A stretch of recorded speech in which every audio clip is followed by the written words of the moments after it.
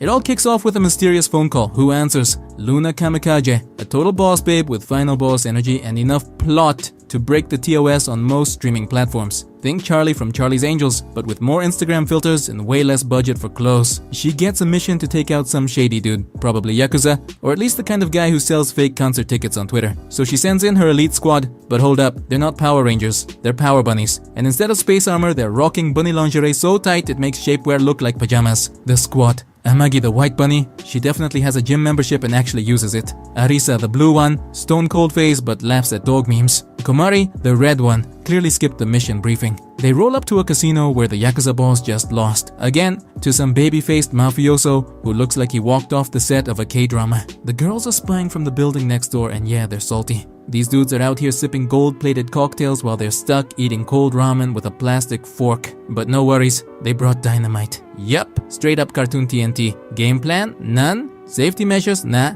Style? Off the charts. They light the fuse, immediately panic because of course they didn't think past step 1, and Komari, in her big hero moment, forgets to throw the dynamite. Boom! They blow up their own rooftop like they're Looney Tunes characters in Bunny Girl DLC. After watching the weirdest but most addictive anime ever, yes, the one with bunny girls throwing TNT like they're in a Looney Tunes fever dream, Gojo pulls up to school hyped and shows it to Merin. And of course, she's instantly obsessed. She even says the villains are adorable, not like real life ones who'd cut off your finger just to make a point. Gojo, all innocent, asks if she's gonna cosplay one of the guys, but Merin, with the confidence of a cosplay goddess, is like, nah, I'm going full Arisa. You know, the cold, serious one who looks like she'd ghost you but actually trips over her own feet. Basically a tsundere with bunny ears. And yeah, Merin knows the lines by heart, especially the one where Arisa complains that her outfit is literally just lingerie. But that's the whole point. That's why she wants to cosplay her. The bunny suit is iconic. They're all the same, just different colors and tights. Gojo asks if she really likes those outfits that much, and Merin drops the truth bomb. Everyone likes them. They're in cereal commercials now, and honestly, she's not wrong. Gojo, now fully in anime Team Gun mode, says he'll finish the series that same day and start sketching the design. Merin says there's no rush, but let's be real, this is her new favorite hobby, making heart eyes at Gojo while trying on spicy outfits. Then Merin suggests doing the photoshoot in a rented studio that looks like a casino. Gojo, who clearly has PTSD from sketchy locations, says he wants to check it out first. Merin's like, chill, my friend Suzuka already went and took pics dressed as the busty boss lady. Gojo checks the photos, approves the place, and then Merin offers him a poke with a twist. He has to eat it Lady and the Tramp style. Gojo starts sweating, but it's just a tease, because if the waifu doesn't make the protag blush, are we even watching anime? Then Noah shows up to remind Merin they were supposed to plan a party. Merin totally forgot, so she offers her a piece poke.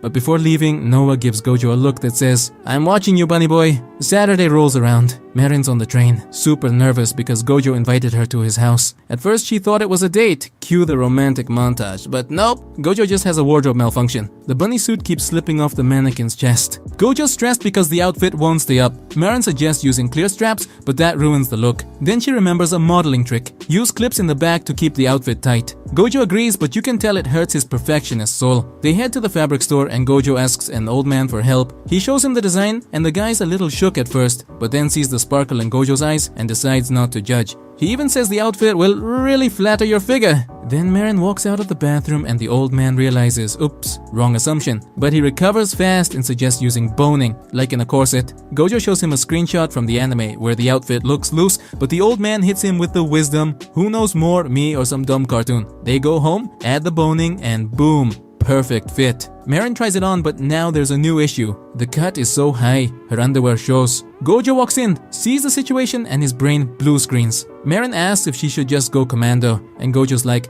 I don't know, I've never worn a bunny suit, and let's hope he never has to. The photo shoot day, the studio has a bunch of sets, but the casino one is the real deal. Merin goes to change, and Gojo finally gets why the setting matters so much for cosplayers. It brings the character to life. Merin asks if he doesn't like the high cut design. Gojo says he does, a little too much, but with some deep breathing and a few Hail Marys, he regains composure. Merin steps out in the full outfit, nude tights, adhesive underwear, the works. Gojo is frozen. To him, those tights might as well be skin. They start taking photos, but Gojo's already in full teenage crisis mode. Merin says she wants to try some shots in the Chinese theme set, and Gojo's like, yes to anything, forever. He's no longer in control of his body, he's in simp autopilot. And just when he thought he couldn't handle more, Marin shows him some fishnets with thick back seams. Gojo sees nothing but research material. Marin says she wants to buy a pair and maybe wear them for Halloween. Then she invites Gojo to the party, because it'd be rude to talk about a party in front of the guy who literally sews your outfits and not invite him. It's Halloween, and the squad is ready to party. Marin shows up rocking her bunny suit with fishnet tights, looking like she just stepped out of a fan art thread on Reddit. They hit up a wild party, take a ton of selfies, film some chaotic TikToks, and end up at karaoke. The crew? We've got Noah, Kenzie, who wore a skirt thinking it'd help him pull girls, spoiler, it didn't, a dude named Shiki, 2 girls named Rune and Daya, and 1 giant bunny mascot. That's Gojo, and honestly, his costume slaps harder than everyone else's. Man looks like he got sponsored by Disneyland. Nawa finishes her song like she's auditioning for Anime Idol, and Marin asks Gojo if he wants to sing, but Gojo only knows anime openings. Like he could belt out Unravel with tears in his eyes, but don't ask him for Taylor Swift. They scroll through the party pics and surprise, Gojo's not in any of them, because someone had to be the designated photographer. Marin jokes he should have dressed as the young master, but Gojo prefers the bunny suit. It's low-key. Well, as low-key as a 6-foot rabbit can be. Meanwhile, Marin's out here stealing the spotlight. Everyone's staring. Kenzie's low-key salty because he thought his skirt would make him the main character, but he's giving more background NPC energy. Gojo starts feeling a little out of place, like everyone's vibing and he's just sweating in a fursuit. But then the girls start hyping up Marin's cosplay and give props to Gojo for making it. They compare it to another goth outfit she wore once, and Marin says the makeup made a big difference. Kenzie with that "I'm not judging but I totally am" tone asks Gojo if he does her makeup too. And boom, Gojo gets hit with a flashback. PTSD from that one girl in elementary school who told him his doll making hobby was gross. Emotional damage. But Shiki jumps in like a real one and says, "Bro, guys do makeup now. My brother's a beast with eyeliner." Marin explains that Gojo's family makes Haina dolls and he practices on those. Kensei lights up. Turns out he visited Gojo's family shop on a school trip and was actually impressed. And just like that, Gojo realizes something. None of these people are judging him. No one's calling him weird. No one's laughing. They're just chill. Supportive. The exact opposite of that girl who scarred him. So there he is in a bunny suit, surrounded by friends, music blasting, lights flashing, and for the first time, he doesn't feel like the odd one out. He feels seen. Like maybe, just maybe, he belongs. Noah picks the worst possible moment to yell that Marin and Gojo are totally dating. Gojo hears it and straight up chokes on his drink, which is extra bad news when you're wearing a stupid mascot costume. Marin's friends turn into gossip satellites instantly. One of them says they saw her at the summer festival with some dude. And yep, it was Gojo. Marin's like, "Yeah, I went cause the summer. Wanted fun." Her friends fire back with a classic, "Wow, thanks for the invite, rude." Noah's still digging, asking if they're actually together. Gojo swears on his life, his ancestors, and every sacred cosplay prop that it's totally not true. Marin wipes up Gojo's spit mess and escorts him to the bathroom to clean up. The 2 girls show up, but we're not even gonna bother introducing them. They came in late. The rest of the crew's left wondering. They think those 2 would make a cute couple. Gojo's in the bathroom scrubbing his shirt, thinking Marin's way too good for him. Meanwhile, Marin's outside cleaning the mascot head and mentally side-eyeing Gojo for how dramatically he denied it. She's like, "Dude, I'm out here cleaning your spit. Most people wouldn't even clean their own." And suddenly 2 guys walk up and ask Marin to talk in private. Gojo gets out of the bathroom and can't find her. Then he sees her with those guys. She looks awkward. The blonde one looks intense. Gojo remembers how Marin's friends said guys are always hitting on her. He's not letting that happen. Blondie reaches toward her and Gojo dives in like a knight out of a romance anime yelling, "If you're gonna hook up with someone, hook up with me." Then he says he's new but he'll try really hard to be great at it. Blondie's friends like, wait, let me explain." Blondie shouts, "How dare you? I would never hit on a girl, you idiot." Gojo's stunned. He asks for context. Marin explains these are Hikaru and Manabu, stylists from her salon. They were just scolding her about how wrecked her hair is. Gojo's face falls off from embarrassment, but lucky for him, he's wearing the mascot head. Marin tells him it's no big deal, says they even invited him for a haircut. But Gojo's like, "Nope, not showing his face there ever again." While he's moping, Marin realizes he did all that to protect her. So she leans in and gives the mascot head a sweet little kiss. Gojo freaks, asks if she's mad at him or if her mouth just cracked. Marin's too shy to admit it was just a kiss, and now she's genuinely ticked. Gojo tries to apologize while following her. Suddenly, Marin starts sneezing like crazy. Back at school, Ms. Hannah announces that Marin won't be coming in, she's sick. Says she called her earlier and she sounded totally dead. Tells everyone to wear jackets and eat their fruits and veggies. Gojo sends her a message as sneakily as he can. No reply. Checks again during the next class. Still nothing. Checks again in second period. Still ghosted. His worry overrides everything, so he fakes being sick and rushes to see her. Marin looks wrecked. When she sees him, she's like, "Oh wait, school's already over." Gojo tells her it's not even noon. He lied about being sick cause he was worried. Figured she might not have meds or food, so he brought everything to take care of her. Marin nearly collapses from exhaustion. Girl's really going through it. Gojo catches Marin and notices she's drenched in sweat. He tells her she needs to change. Then straight up Princess carries her inside. They reach the laundry room and he asks if she keeps clothes there. Personally, I'd have headed for the bedroom, but hey, he got lucky. Her laundry basket's fully loaded. Gojo's a little nervous about what he might find in there. But the worst thing he pulls out is a t-shirt with an anime girl moaning on it. Iconic. He leaves it for her to change while he cooks her something warm. Once the food's ready, he brings it to her bed and feeds her a spoonful. Marin scrunches her face and whimpers a little. Gojo goes, "Whoa, yeah, careful, it's hot." Next spoonful, he gives it a little blow to cool it. But this time, Marin actually starts crying. Hard. She felt awful, starving, too weak to make anything. She'd kind of accepted her fate, just lying there in bed. He gives her the medicine and lets her rest while it kicks in. He starts heading to wash the dishes, but Marin grabs his sleeve and makes him stay a little longer. She thanks him and says she just wanted to call him. Later that night, her fever's gone and she looks way better. Now she'll be able to see a doctor. Gojo tells her he left some food in the fridge in case she gets hungry. Right then, someone rings the doorbell. They check the camera. It's Noba and her two friends. Gojo panics. If they see him here, rumors will fly again like back at karaoke. He hides on the balcony. Marin doesn't get why he's freaking out, but Gojo's dead set on not getting spotted, leaving Marin feeling kind of abandoned. And since her apartment's way up high, the cold hits hard. Gojo ends up catching a cold too. Days later, after they're both better, they go to the aquarium. Marin's wearing her Shizuku cosplay. It's one of those cosplay events where you strut around the venue in full costume. Weird concept, but hey, they're into it. Marin's hyped to see otters and penguins, so she dashes ahead. Gojo chases after her, but then freezes at the sight of a pink ball curled up in a corner. The cosplayer glances up, and Marin instantly recognizes her. She recognizes the character, not the person. If you're as lost as Gojo, here's the lore drop. Space Idols Cosmolovers is one of those chaotic gacha games otakus adore. You play as a manager guiding idols to galactic greatness, and yes, you can date them. But if the company finds out or the other idols catch you double dipping, you get fired, dragged online and fully cancelled. It's basically a Dan Schneider simulator. The girl's outfit is an exact match for Subaru Hatsusegawa, one of Marin's favorite characters. Marin even gave her an SSR rating, which sounds fancy, so it must be good. Marin asks why she's curled up in the corner, and she replies that a clip from her skirt fell off. If she stands up, her villain side will be exposed. Marin says no worries and gets down to help her search the floor. Gojo joins in the search because if everyone works together, there's nothing they can't find. Eventually, they spot the missing clip. Subaru thanks them and Marin asks for her cosplayer name. She introduces herself as Amane Himeno. Marin stays Marin. Gojo just goes with Gojo. Zero imagination in cosplay aliases, clearly. Amane asks if they're cosplay partners. In other words, if they dress up as characters in a duo. Gojo says they go to school together and he's the one who makes Marin's costumes. Marin then asks what Amane is doing later because she wants some pics together. Amane likes the idea but turns it down. She's heading home. Says she feels like she's ruining Subaru's image with her skirt mishap. Gojo says he can fix it and proudly announces he never leaves home without his emergency sewing kit. Amane agrees, but now they need a changing room so she can hand over the skirt. Problem is, Gojo can't walk into the women's changing room no matter how many sewing kits he carries. Marin offers to pass it for her, but Amane is like, "Oh, no need, I use the men's changing room." You know what she means.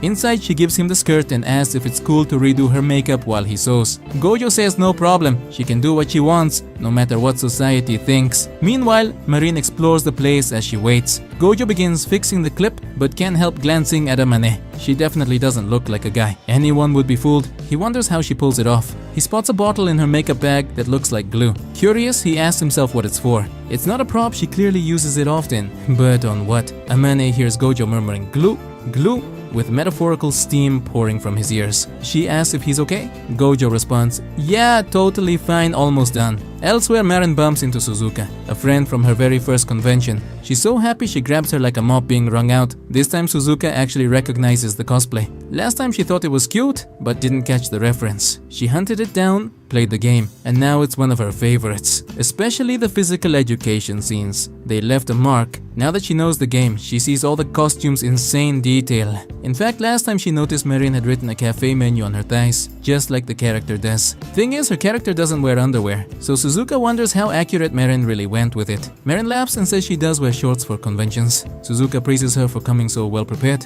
Later, Marin rejoins Gojo and Amane. Amane says she wasn't very prepared. It's her first con and thanks them for helping chilling out. Gojo finally asks what that glue-looking stuff in her makeup bag actually is. Amane confirms it's glue and she uses it to stick her bangs to her cheeks. She demonstrates by applying it and pressing her hair down. It helps shape her face to look more feminine. She always does it. Then she shows them her cosplay photos on her phone. One of them shows her with a seriously bold neckline. Gojo can't help but ask where she got that pair of oppas. Amane smirks and says they're equipable, then offers to show them exactly how it works. And that wraps up today's episode, packed with drama, chaos, and enough misunderstandings to fuel 5 more rom-coms. If you made it all the way to the end of the video, drop this word in the comments so I know you're part of the elite anime squad. Mascot. Don't forget to like if you laughed even a little, subscribe if you want more weekly anime madness, and ring the bell so you never miss a juicy recap. Catch you in the next one, nakamas! Himeno takes them to a specialty cosplay store and shows off the silicone oppai bra. Yep, wearable anime grade boobs. Since recreating those exaggerated anime chests is borderline impossible, you can just equip yourself a few extra cup sizes. Perfect for characters like Himeno, who's working with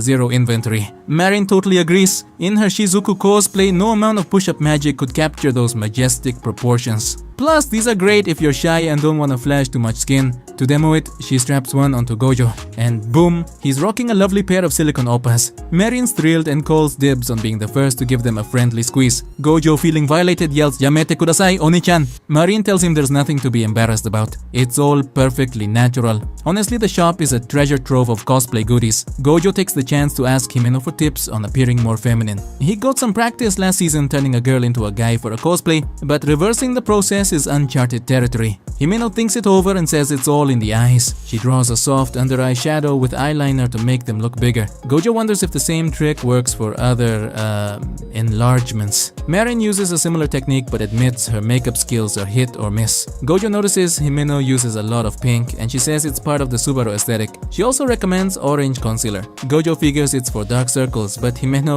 casually says, "Mostly yeah, but I use it for my beard." That throws them off for a second. They kind of forgot Himeno's a guy cosplaying as a girl. She says she doesn't grow much facial hair but she likes it looking totally smooth. The concealer also helps block out eyebrows. Gojo grabs one, especially since Marin is wild enough to shave her brows for cosplay accuracy. He's super into it now, loving the new tricks, sharing ideas, totally in his element. He gets carried away with the shopping. Marin goes off to browse contact lenses while Gojo finds a weird material. Himeno explains it's used for shaping props like weapons. They also spot some high quality wigs, not the DIY ones Gojo usually buys in trims. Himeno points out hers, store-bought and costume matched. Not everyone has a personal Gojo to make their gear, she says. After their haul, they head to the park for a photo shoot. Marin smiles so hard she loses one of the pieces of tape stuck to her cheek. Gojo steps in to fix it. Two girls approach and ask Himeno for pics. They're dressed as Haruka and Sena, other characters from the same game. Marin is blown away. It's like her game came to life. The girls compliment Himeno's cosplay of Sebarun and ask for photos. Himeno agrees but gives a heads up. "Just so you know, I've got eggs." If they're cool with that, strike a pose. Everyone braces for awkward tension. But hey, it's 2025, we don't play that anymore.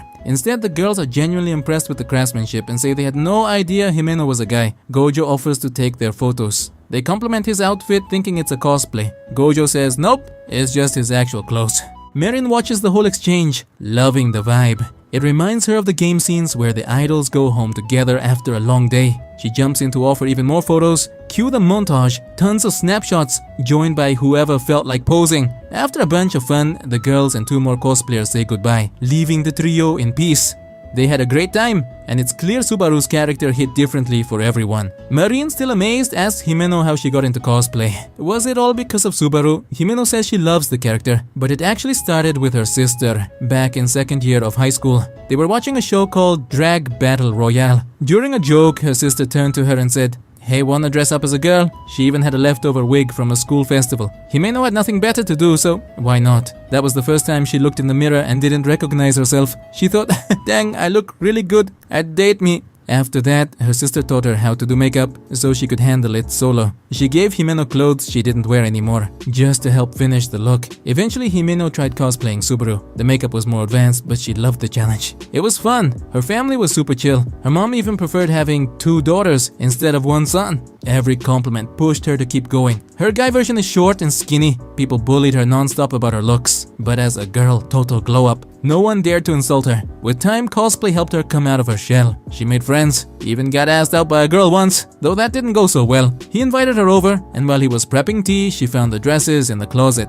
First she thought he was cheating, but Himeno said they were his. That somehow made things worse. He explained it was a hobby, dressing like a girl. She wasn't into it. Told him to quit cosplay and throw away every dress or break up. And well, you can guess what he chose. He kept the dresses and kicked her out. Bold choice. Honestly, good ending. I told it like a comedy, but Marin saw the tragedy underneath. It hit her hard. She started crying. Himeno apologized and rushed to fix her makeup. Marin said it was sad. Seeing how many costumes Himeno had showed how much it meant to her. For someone to demand she toss it all away was cruel. Himeno said it's fine now. She did consider quitting, but she knew it'd wreck her, make her hate herself again. And really, who wants to go through that?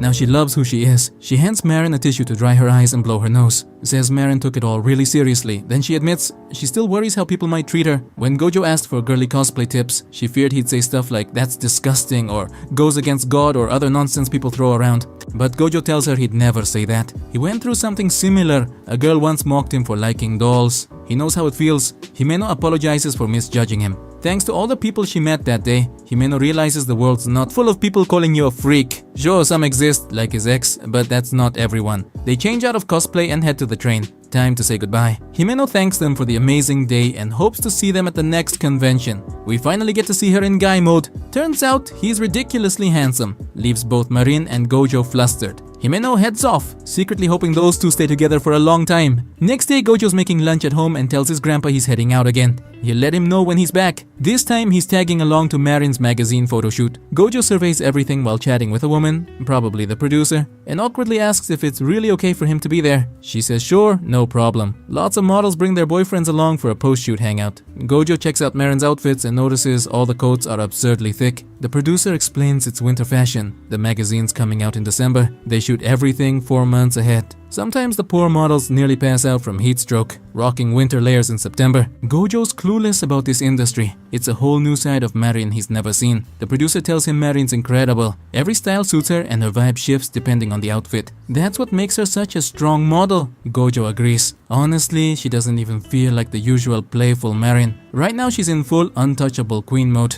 The producer adds that Marin's been working extra lately, and they're grateful. Gojo remembers she's saving up for the most expensive camera on the market. She tells him Marin's one of the reader's top models. That's why they keep asking her to go full time. But Marin says her hobbies take up too much of her schedule. So the producer nudges Gojo. Maybe have a talk with your girlfriend. Gojo panics. Says they're not dating. Can't figure out how to describe their relationship. So he blurts out, honestly, money kind of defines our dynamic. The producer now thinks he's some kind of boyfriend for hire. Marin finally joins them, dressed to the nines, and tells them today's special. They're celebrating a birthday. She ordered a cake and they need to go pick it up. So they say goodbye to the producer and walk off together. The producer watches them leave and assumes birthday plus matching vibes equals secret couple. She knows Marin wasn't born this month, so it must be Gojo's birthday. Right? Wrong. They grab the cake and head to Marin's apartment. There she belts out the happy birthday song at max volume. To celebrate, Shizuku. She hugs her Shizuku body pillow and jumps around her room like she just unlocked a new SSR idol. Gojo watches, realizing this isn't the elegant Marin from the photoshoot. She's back to being her wild, bouncing ball of anime-loving sunshine.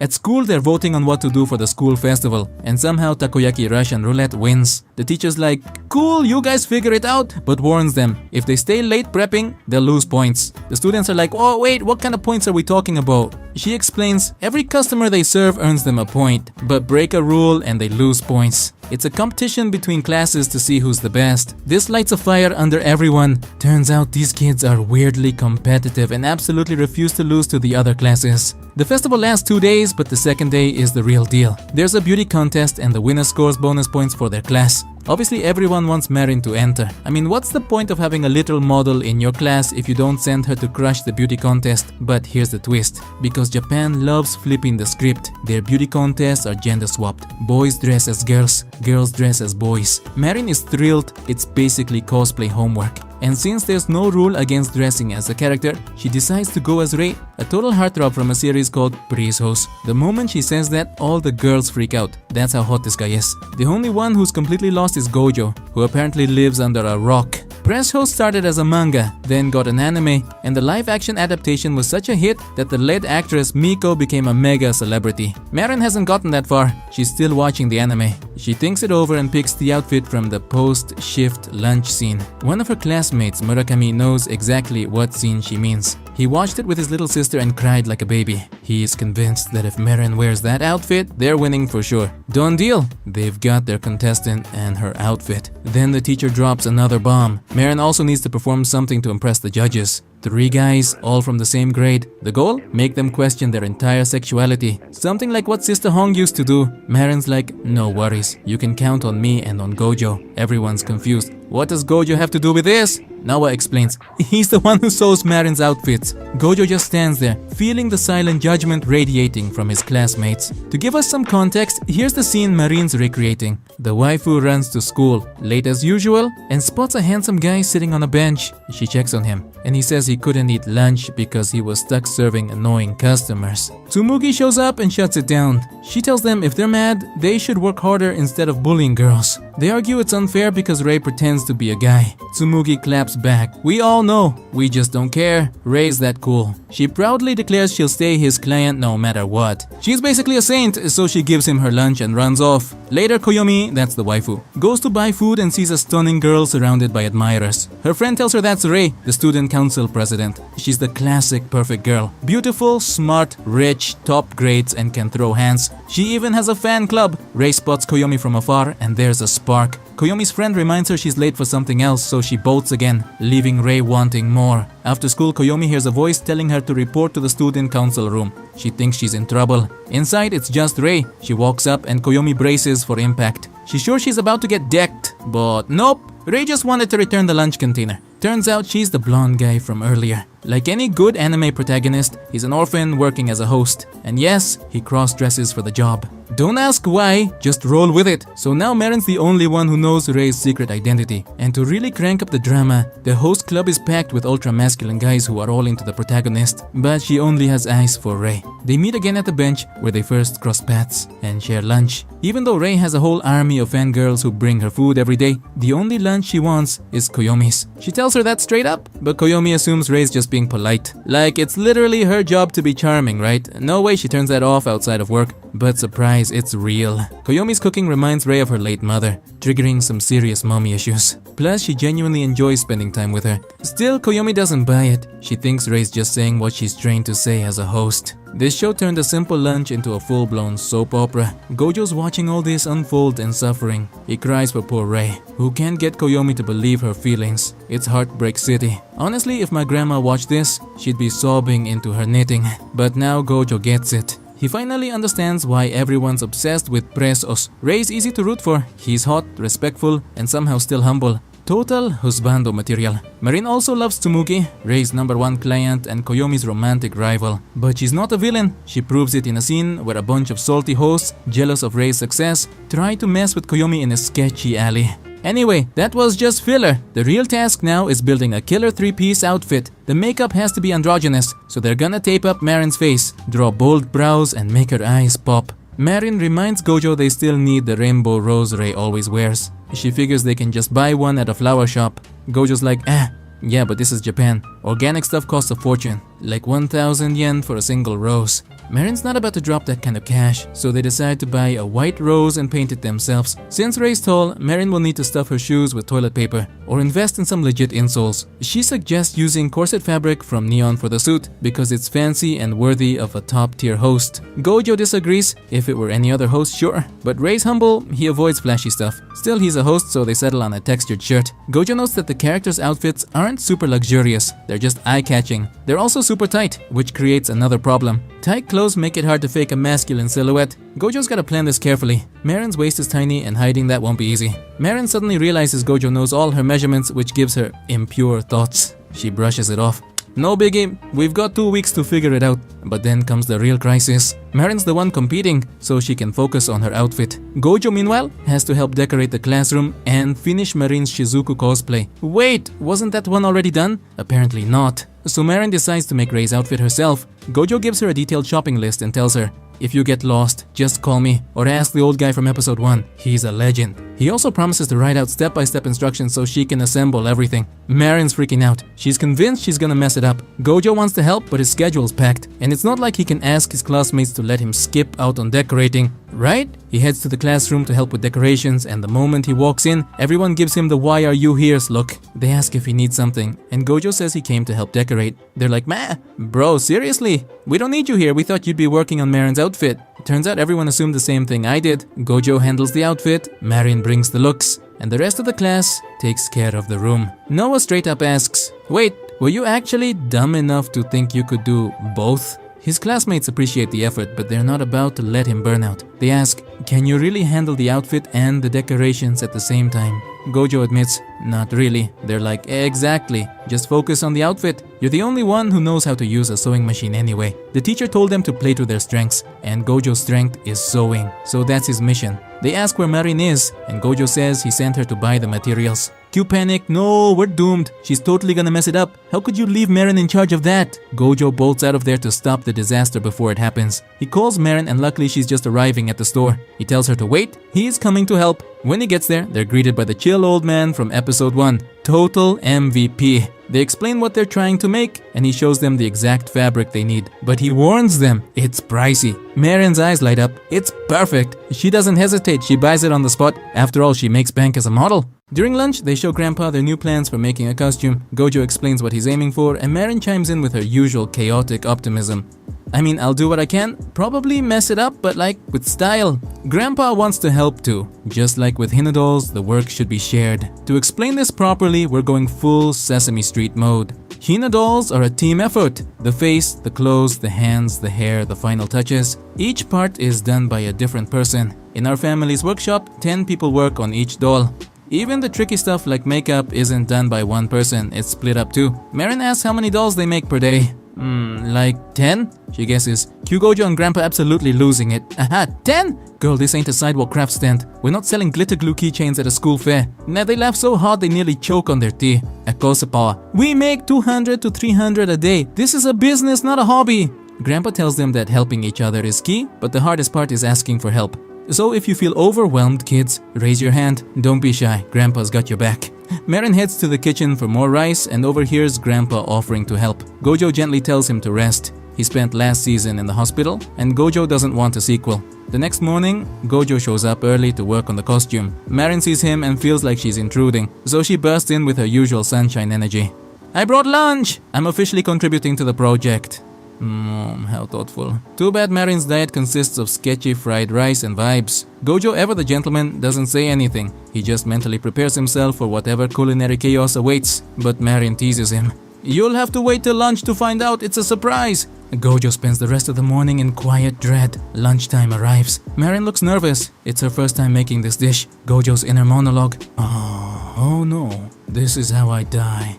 He peeks inside the lunchbox and sees, a rice ball with canned ham. Gojo nearly cries. No fried rice, no mystery sauce, just a beautiful humble rice ball. I'm gonna survive. Marin sees his joy and her heart does a little anime sparkle. From now on, I'm making your lunches. Seeing you happy is totally worth it. The next day, she returns. But the rice bowl is now 90% ham. Then come frozen chicken skewers. Then rice balls wrapped in meat, skewered like medieval weapons. This lunch arc is spiraling. And now there are only 8 days left until the festival. The beauty contest rules drop. Each contestant gets just 1 minute to present themselves. Marin's friends rush to help her plan. 1 minute? That's barely enough time to say your name and strike a pose. Marin wonders how she can embody Ray in just 60 seconds. Then someone suggests using something called the Champagne Song, a club anthem that screams flashy confidence. The girls start watching videos of how the Champagne Song is performed. It's flashy, it's fun, it's got sparkle and sass, but it's also way too long. We need a TikTok version, 1 minute max. Also, the champagne references, yeah, those gotta go. It's a school festival, not a nightclub. Marin gets to work trimming the song and reworking the lyrics. The girls love her version and offer to sing backup vocals. Gojo's nearby, sewing buttons onto a shirt, quietly listening to the girl talk. They're gushing about the hot guys from the club who treat women like royalty, and how Rei only opens up to the protagonist only she gets to see his true self. He's vulnerable with her. He even asks her for food. That's the best part of the manga. They all agree. Gojo starts decoding how girls think. So that they like it when a guy treats one girl differently. Like special treatment, got it. The girls notice he's catching the vibe. He's learning. He's absorbing the sacred girl lore. They ask if he likes the food scene. Gojo says yes, though he didn't really get the emotional punch of Rei until now. I guess I don't know much about romance or girls. They reassure him. Even girls struggle to understand other girls sometimes. Then Marin gets an idea. She stands next to Gojo and does her best impression of a suave host club guy. Welcome, princess. She's trying to put Gojo in a girl's shoes, literally. She places a hand on his shoulder and asks, "Do you like to drink?" Gojo panics. "I've never had alcohol." Marin smirks, then orders some champagne. Noah joins the roleplay, sits beside Gojo and says, "Marin, you're the best. I came to blow my entire paycheck on you." Marin asks how much he brought. Noah casually replies, just 800 million yen. Marin turns to Gojo. "And you, sir? How much are you spending tonight?" Gojo short circuits. Luckily, a classmate shows up asking for help carrying something. Also, the girls are needed to help choose the menu. Everyone leaves, except Marin, alone, with a shirt that still needs buttons. With nothing better to do, she starts sewing. Gojo returns and finds Marin looking guilty, like a kid who just drew all over the walls. He tells her the girls are waiting to rehearse the champagne song. She nervously says she's on her way, but before leaving, she says, "Hey, just leave it, I'll fix my mess later," and bolts. Gojo checks the shirt. One button is hanging on for dear life, but instead of being annoyed, he finds it kinda cute. Now there are only 4 days left until the festival. Gojo flips through a cosplay magazine, double checking every detail. Tomorrow's the costume fitting, and since it's his first full build, he wants it perfect. He studies the photos. Why do these cosplayers look so masculine? What am I missing? The next day, Marin gets ready to try on the costume. But first, she has to wear special lingerie that flattens her curves and gives her a masculine silhouette. She reads the instructions carefully. It's a challenge. Marin's got a lot to hide, but once she puts it on, boom, curves gone. Everyone's stunned. After that, Marin takes off her earrings, slips into the costume and boom, she's ready.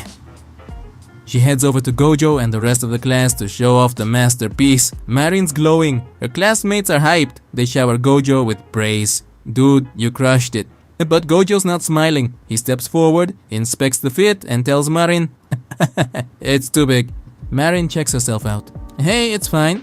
Gojo shakes his head. He crouches down, grabs the back of the costume and pulls it tight to show how it should look. And yep, huge difference. Suddenly the costume looks sharp, tailored, legit. Gojo realizes his mistake. He didn't take measurements with the special lingerie that flattened Marin's curves. Now he'll have to redo parts of the costume. Marin asks if he'll have enough time. Gojo promises he'll finish before the contest. She trusts him. She offers to take the costume off, but Gojo stops her.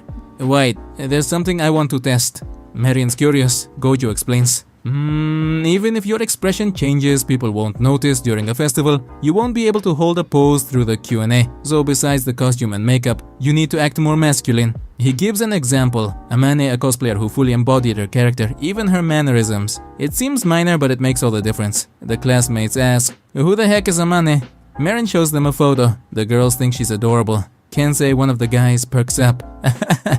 "Can you introduce me?" Marin agrees but warns. She comes with a surprise. Still, she's down to try acting more masculine. Gojo remembers what Grandpa said earlier about learning to ask for help. So he gathers his courage and approaches Kensei, who's sulking in the back of the room, low-key freaking out because he caught feelings for a trap. Gojo tells him, "You've got confidence. You're masculine. You're cool. Even if you just fell for a dude 5 minutes ago, you're still our best shot." He asks Kensei to give Marin some tips on how to act more manly. Kensei's fired up. He agrees to help. They stand side by side and start adjusting Marin's posture. Feet apart. Stand tall, clench your butt, lower your chin, scratch your junk. Basic stuff.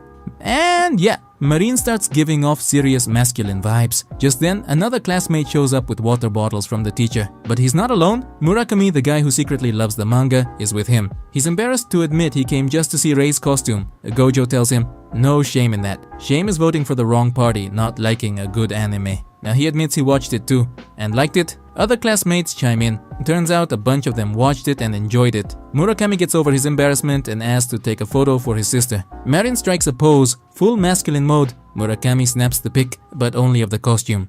Face? Irrelevant. It's all about the drip. Gojo's pulling an all-nighter to finish the costume. The con's in 2 days and he's racing the clock like it's a boss fight. Next day they're almost done, except for the rainbow rose. Yeah, that rose. They buy a flower and try spray painting it. Spoiler, it looks like a DIY horror story. That thing's not surviving more than 30 minutes tops. They think about buying a pre-made one, but remember each costs like $50. Hard pass. Gojo flips through his magazines hoping for a miracle and thinks maybe they can wrap it in tape or something. A couple classmates show up. Moa told them Marin's transformation was insane, especially the part where she lost her boobs. But Marin's not in cosplay right now, so it's just regular Marin. They see Gojo struggling with the rose and the dudes seriously considering painting each petal with a brush. Then Sira, one of the girls, casually drops. Oh, I know how to make one. Plot armor activated. They beg her to show them how, and she instantly Googles a flower shop and brings back a fresh rose. The trick? Slice the stem into sections, dissolve dye in 4 test tubes, dunk each stem piece into a different color, let it chill overnight, and boom, rainbow rose. Gojo's mind is blown. He was about to hand paint petals like a medieval monk, all saved by a total side character. MVP of the episode. They head to Gojo's place because apparently Marin lives there now. Grandpa's chill with it. He even whips up dinner like a true bro. He gets that they're grinding for the festival and wants to help out. Gojo realizes something deep. Out of sight, out of mind is real, and asking for help is way less annoying than trying to solo everything. Grandpa and Sierra didn't even break a sweat helping. Grandpa's eating too, and the rose cost Sierra like $1. Festival day hits, and the school's chaos incarnate. Well, Japanese chaos, so it's super polite and organized. The crew just needs to tweak a few things and they're good. But their booth's not doing great. Another class is stealing all the customers. A dude comes over to say Marin's up next to work the booth and asks Gojo if he's eaten. Gojo, who's been in grind mode for like 3 episodes, goes, "Eat? What side quest is that?" The squad realizes he's been skipping meals and brings him a plate. But let's be real, they're probably gonna lose to the other class. Their only shot is the beauty contest. Marin's confident though. They're the main characters. No way the NPCs win. She gives a speech about how what she loves most in the series is that Ray puts the girls first and the girls do the same for him. Everyone helps each other. It's wholesome, or as we say in anime fandom, if we party up, everyone gets XP. Final day. Gojo's prepping the makeup like a pro. Marin shows up and sees the finished costume. It's fire. Straight up Saturday Night Fever vibes. She suits up and gets ready for makeup. Marin's friends pop in. Again, no biggie, they're always around. But then more people show up, and more, and more. Now Gojo's doing makeup in front of a crowd. He picked the most low-key room to avoid stage fright, but fate said, nope, time to clutch it. People start showing up with snacks like it's a watch party. Gojo's brain is buffering. Marin notices he's entering self-destruct mode and asks if he's okay. That's all it takes. Gojo snaps back because she's counting on him and no main character ever lets his waifu down. He goes full transformation, sweater off, tie undone, sleeves rolled, headband on. You know it's serious when the forehead cloth comes out. He starts prepping her makeup, and in his head, it's a montage of all the side characters who helped him. He's hyping himself up like, "Ma, mess this up and you're a clown. Mess this up and you're a clown." The contest begins. The student council president and 2 random dudes are hosting. It's time for contestant number 11, aka Marin. She steps on stage and she's unrecognizable. Or rather, everyone does recognize her, but not as Marin. She's Rei now. And the crowd loses its mind. Girls are screaming. No one's underwear survived. Legend says the janitor's still trying to dry the gym floor. Even some of the guys start questioning their orientation. To show support, Marin's classmates do a cheer. "Marin! What, you thought they'd yell something wild? Bro, they're Japanese. Chill." The council president's knees are shaking like a newborn deer. The hosts admit she's the most iconic contestant so far. They start chatting with her, asking questions. But who cares? What matters is Gojo's catching feelings. Big ones. Marin's always had that sparkle, but it never really hit Gojo. Until now. It feels like when he fell for his Hina doll. He starts wondering, is this admiration? Or is he actually in love with Marin? Or is he in love with Rei? Just putting it out there. He's seen Marin half naked and felt nothing. Sees her dressed as a dude and gets butterflies. Coincidence? I think not. We don't judge here, we support. Marin tells everyone the real MVP is Gojo, who crushed it with the costume and makeup. Gojo's about to cry. It's his moment to shine. He's got a song ready. The girls prep to back her up, mostly to hype the crowd. She starts with a "let's go" and the class echoes it. Then she busts out a little dance. Gojo, like me, is seeing this for the first time, and like me, he's cringing hard. But we trust the process. Then comes the part where they think about how it's gonna be a great night. While the chorus keeps vibing, Marin drops a rap verse. But remember, they're Japanese, so unlike American rap, she doesn't call anyone a bitch. Even though she had the chance, she pulls the council president on stage mid-verse. She's so dazed, Marin could have taken her to a love hotel, no questions asked. The song's wrapping up, and the chorus tells Marin to dedicate a line to her princess, aka the president. Marin wraps her arm around her and asks if she's gonna give her first place. The president's so flustered she'd probably hand over her house keys. Obviously, they win. That makes up for the points they lost in the food booth. Everyone's hyped. Gojo and Marin are hailed as heroes. And yeah, they left the crowd very emotionally compromised. No one can believe the glow up. Marin went from bubbly anime girl to mysterious heartthrob Rei. They decide to keep the party going with karaoke. Everyone's invited. Gojo, in full low self-esteem mode, thinks he doesn't deserve to celebrate. He didn't help decorate and Marin was the one on stage.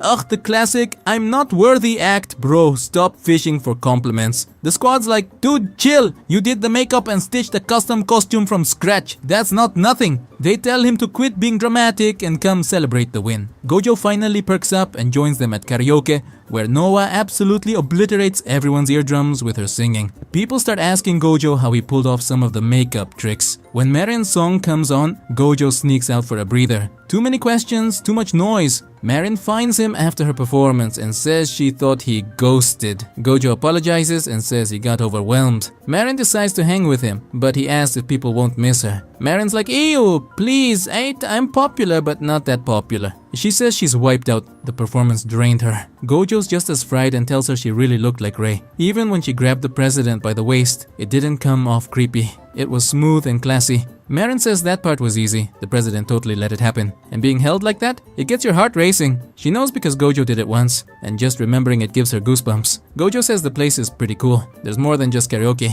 Marin's like, then let's explore, and drags him to the arcade. After a bunch of failed attempts, Gojo finally wins her a cat plushie from the claw machine. Marin wonders what else they can do and spots a photo booth. She realizes she doesn't have a single pic with her precious Gogito. She pops in some coins and asks Gojo for a favor, to be in the photo. But just as she's about to snap it, one of their classmates shows up and says, yup, he's gonna be in the photo. Turns out a bunch of classmates were heading to the bowling alley and ran into them. So of course they crashed the photo booth moment. Marin's like, nobody invited you guys, but some of them admit they've never taken a photo like that before, so it'd be cool to have one with everyone. They pile into the booth while Marin waits outside, probably regretting every life choice that led to this moment. Marin heads to the salon and can't wait to show her gay squad the plushie Gogito gave her. She brags that now she sleeps with him every night. I mean the plushie, not actual Gogito. She's also swapped her phone case for that cute photo booth picture of them together. She flips it around for everyone to see, but since half the class is crammed in the room, she has to point out which one's her. They'd already met Gogito at Halloween, and they tell Riho, the stylist, how cool he is. Hikaru squeals that he wants someone to shower him with plushies and Hanzo kawaii outfits too, but Manabu deadpans that he should probably get a boyfriend first. Yeah, still a work in progress. Hikaru then says he'd date anyone just to try out a new style, air quotes on new, like those leg warmers that look more like giant socks without the elastic. I say new in quotes because it's so early 2000s, but when a trend's officially dead, that's prime time to resurrect it and catch everyone off guard. While Manabu's doing Marin's nails, he suddenly does a double take and asks if she's put on weight. Ouch, that's a low blow. Then Hikaru jumps in, scolding her that models can't let themselves get chubby. Rio takes a look and says she doesn't see any change. Manabu admits maybe he's imagining things, but Marin's self-esteem is already in tatters. Well, not totally. A few days ago she was at the photo shoot, fawning over all the sweet stuff Gogito does for her, in front of her costume designer friends, Erika with a K, and Rana, yeah, like the frog. Their agent shows up and blurts that Rana looks extra cute today because she's got a new crush, but she's too shy to spill details. She flashes a pic of him posing with a burnt pancake. They're still in the honeymoon phase. Give it a couple months and Ran'll be furious he's a food-wasting buffoon. The point is, puppy love either gives you a glow-up or a blow-up. Their agent glances at Marin and says she looked different too. Marin thinks it's the love rosy cheeks effect from Gogito, but nope. They tell her she's packing on pounds in all the wrong places. They warn that in a few months they'll start summer shoots where she's exposed expected to show more skin, but it's not a butcher shop, so she needs to stay toned. Marine's confidence plunges again. At first, she's convinced it's just jealousy from that old witch, but then real fear kicks in. She races home and tries on every custom outfit Gojito made. None fit, except one which is basically a belt bikini, and it's so snug that the extra jiggle is unmissable. The next day, she spills her disaster to her friends. Daya says she doesn't notice any weight gain but does see Marin's already switched to a hardcore diet. Noah pipes up that Marin looked a bit broader when she cosplayed Rey, and Marin snaps, "You idiot! Why didn't you just shut my mouth so I wouldn't keep eating?" Noah shrugs that since Daya didn't mention anything, she thought Marin was imagining it, and Daya defensively insists she never judges other people's bodies. But the truth is, Marin's been packing on pounds since last episode, and nobody caught it because of her secret shapewear hiding the bulge. Marin's baffled about what's wrong with her diet and checks her daily menu. Breakfast is leftovers, lunch is rice and snacks, and dinner is fish at Gojo's place. Nothing out of the ordinary, so she can't figure out where all the extra calories are coming from. She goes to Gojo's place for dinner. By now it's become routine, and something really odd happens. He's using a quilt as the tablecloth, the same one they pull over themselves while they eat. I can't decide if it's a stroke of genius or a total dumb idea. After dinner, Marion starts washing the dishes, or at least she tries, because Gojo, ever the gentleman, tells her it's late and she can leave them. He offers to walk her to the subway, but Marin waves him off. No need, this is Japan, it's perfectly safe. Before she heads out, Gojo hands her a bag of food. "This is breakfast for the next 2 days," he says, "so you don't have to eat my fried rice." Marin thanks him and leaves. At home, she opens the bag. Rice bowls with fish, pasta salad, and a fluffy omelette. They're still warm and her mouth waters. She decides to treat it like dinner until she realizes she just had dinner and now she's going to crush 2 days worth of breakfast. Ah, that's the problem. The next day, she tells Gojo she's gained weight, but he, like most guys, doesn't notice. Marin insists she's sure.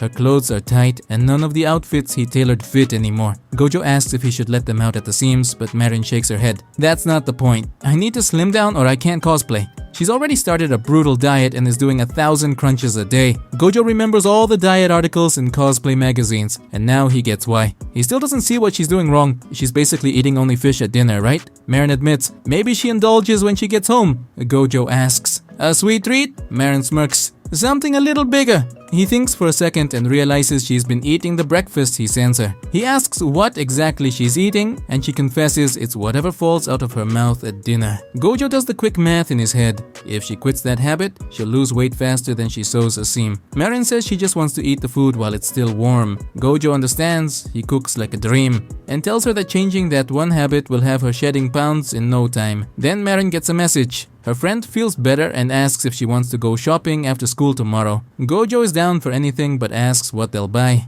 Marin grins, it's a secret. The next day, they hit the park, and Marin reveals her purchase, a pair of super droopy socks. They're so long, Marin says there's even versions up to 180 centimeters, no joke, like a sleeping bag. She hands one to Gojo. "Help me stretch it out. The baggier the sock, the cooler the vibe." Okay, she's kidding about that line. She slips on the giant socks and they actually look really cute. That trend is fire, Marin says, asking Gojo to snap some photos. He pulls out his phone, but she waves him off. "Use this." And she whips out a massive pro-level camera. After months of wanting one, she finally got her camera. It arrived just yesterday. Her schedule filled with gigs to save up extra cash, and now she could treat herself. Gojo asks why she chose that specific model and if she'd researched alternatives. Marin explains that she asked her photographer friend Suzuka, who recommended the Canon EOS Kiss M mirrorless. Marin looked it up on Amazon and saw Kiss M and thought, hell yeah, M for Marin, he can't argue with that logic. Gojo got seriously concerned about how Marin was going through life. He flips through the camera manual while Marin fixes her hair into cute pigtails, just to switch up her look. Since she can't cosplay looking like a total mess, she's at least going to play with fashion, which is why she bought those droopy socks. Gojo snaps a photo, and you can totally see the difference between his sleek new camera and his old Alcatel.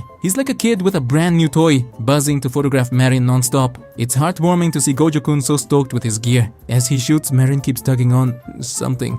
No idea what, maybe she was fussing with her nose. The point is she wants to use this camera to make new memories with Gojo. They start experimenting with depth of field and all that, and yeah, the shots look amazing. After a bunch of clicks, they review the photos and can't believe how awesome they turned out. Marin mentions there's a cosplay event this weekend and she wants to go shoot pics, especially since Hokuto, her trap buddy, will be dressed as a Chinese monkey, and she can't miss that. Gojo says he was planning to go too. Marin assumes he'll cosplay in drag, but nope, he's got different plans. He explains that at their last cosplay shop run, he saw those EVA foam sheets for crafting props. Curious, he googled around and found a guy named Akira who builds insanely cool foam katanas. After binge watching all of Akira's build videos, Gojo fell head over heels for prop making.